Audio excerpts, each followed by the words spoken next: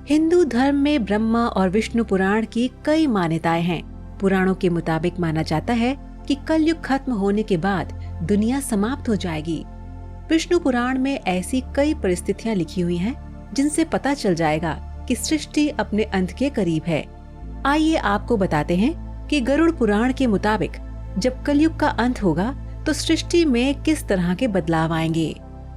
स्वागत है दोस्तों आपका हमारे चैनल समय चक्र में। कलयुग ऐसा चिन्ह जिससे पता चलता है कि सृष्टि का अंत नजदीक है। हिंदू धर्म के मुताबिक जीवन चक्र 4 अवधियों में चलता है: सतयुग, त्रेता युग, द्वापर युग और कलयुग। ऐसा माना जाता है कि हर अवधि को पूरा करने के बाद दुनिया का नाश हो जाता है।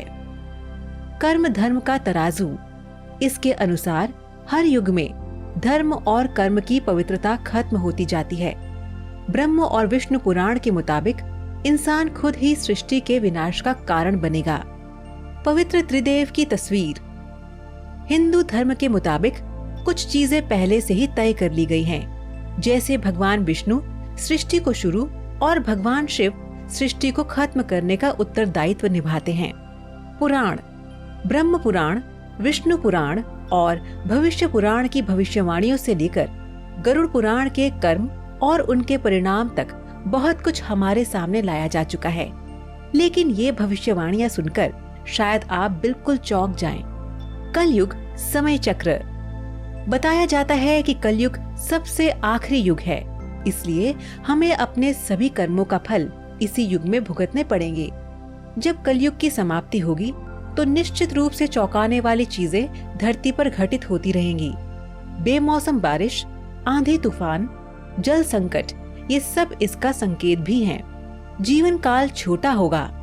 इसके अनुसार जैसे जैसे कलयुग अंत की ओर बढ़ेगा, मनुष्य का जीवन काल घटकर मात्र 12 साल तक रह जाएगा और शरीर 4 इंच सिकुड़ जाएगा। कल्कि भगवान का अवतार होगा। ब्रह्मा और विष्णु पुराण में ये भी लिखा हुआ है कि एक वक्त ऐसा आएगा जब ये सृष्टि नफरत और भयानक कृतियों से लिप्त हो जाएगी। हर तरफ बस युद्ध का माहौल होगा। तब पृथ्वी पर भगवान विष्णु कल्कि का अवतार लेकर जन्म लेंगे। भावनाएं मर जाएंगी। पृथ्वी जब विनाश के करीब होगी तब हर जगह का पानी रहस्यमयी तरह से सूखने लगेगा। इसके अलावा किसी के भीतर भावनाएं नहीं रह जाएंगी।